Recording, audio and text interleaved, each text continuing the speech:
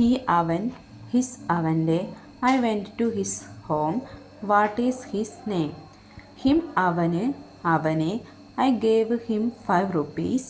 ഞാൻ അവന് 5 രൂപ നൽകി. ഐ ഹെൽപ്ഡ് ഹിം, ഞാൻ അവനെ സഹായിച്ചു.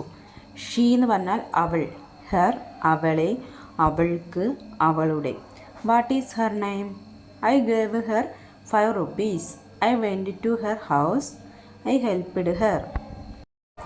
ഹാവ് ഉണ്ട്, ഹാസ് ഉണ്ട്. I have a car. I has a car എന്ന് പറയരുത്. ഇനി ഡിഫറൻസ്.